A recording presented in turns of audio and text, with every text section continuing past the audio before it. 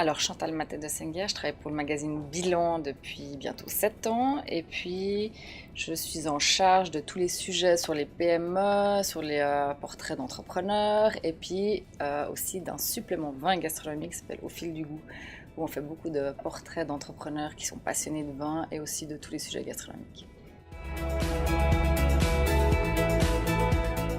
On va dire la journée type d'un journaliste, elle est différente tous les jours parce qu'on a des rendez-vous, on a des téléphones, on a des interviews à faire, on a des sujets aussi qui sont différents à faire. Donc des fois, ça peut être, on peut avoir un voyage de presse pendant 2 jours. Après, ça peut être une grosse interview d'un gros CIO. Donc c'est quelque chose où on doit se préparer pendant tout d'un coup une journée entière. On n'a malheureusement pas le temps de rencontrer tout le monde pour chaque article, donc on fait aussi beaucoup de téléphones. Et puis le reste du temps, on rédige. Heureusement qu'on rédige. Alors moi, je m'imaginais dans la communication depuis toute petite. Et puis j'ai eu un parcours en fait, donc j'ai fait relations internationales, HEI à Genève. Et puis après, j'ai travaillé pour une radio genevoise, qui s'appelle Radio Lac, qui a été après rachetée par Rouge FM. Puis après, je me suis relancée dans les études à 32 ans. J'ai fait ce master en médias et communication. Et je pensais toujours continuer en fait à travailler dans la communication. Et quand il fallait trouver un stage, j'ai trouvé un stage chez Bilan. Et en l'occurrence, je devais interviewer un vigneron. Et vu qu'une de mes passions, c'est le vin et la gastronomie, j'ai dit c'est parfait, au moins je saurais quoi lui dire et quelles questions lui poser. Et je me suis dit, waouh, c'est génial, parce que je suis quelqu'un qui adore rencontrer les gens, qui adore être, de découvrir différents métiers, différentes personnalités, différents secteurs, etc. Puis je trouve que c'est un métier mais qui est génial, qui est passionnant, mais j'ai découvert ça vraiment sur le tard, on va dire. Quand j'ai fait HEI, on avait beaucoup de sujets, de cours sur l'économie. Donc c'est quand même assez axé économie, donc c'est quelque chose qui me plaisait toujours. Dans le magazine Bilan, c'est vrai qu'on a plusieurs thématiques où il y a toujours à avoir un angle économique, mais on parle d'immobilier, on peut parler de sujets bien vivre, on peut parler justement de gastronomie, de beaucoup de technologie, d'innovation. Et après, au final, dans toutes les thématiques, c'est assez facile de trouver un angle économique.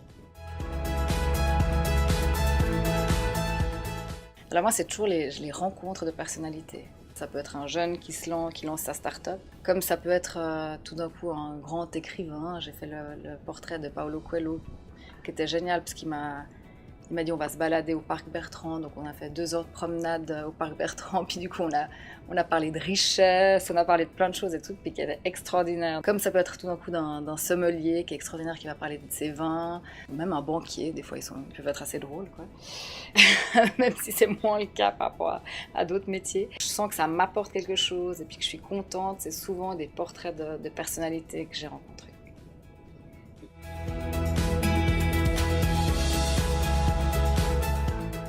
Déjà, je ne m'attendais pas du tout à faire ça. Vraiment, pour moi, j'étais plutôt vraiment dans la com, etc.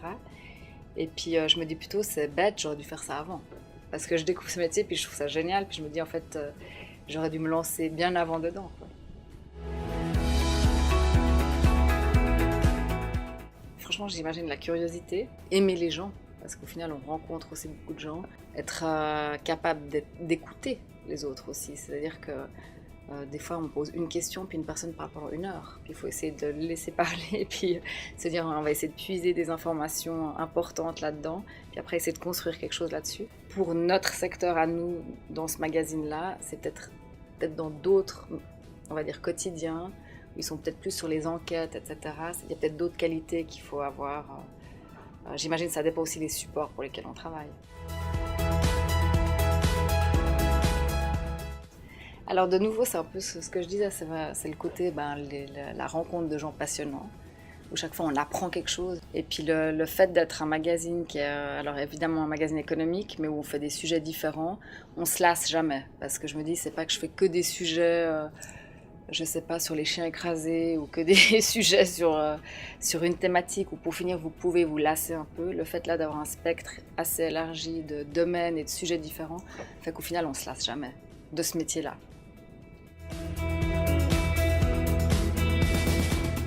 Je vais dire que c'est l'iPhone parce que pour finir on écrit les mails. Moi je fais tous mes interviews, j'enregistre avec mon dictaphone. Donc j'ai une liste de personnalités très intéressantes.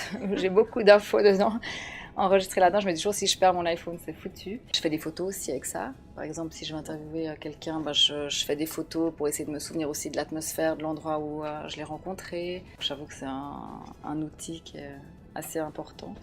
Et puis sinon, je vais vous dire ma petite bouteille d'eau, parce qu'à force de parler, j'ai toujours soif, donc je bois beaucoup.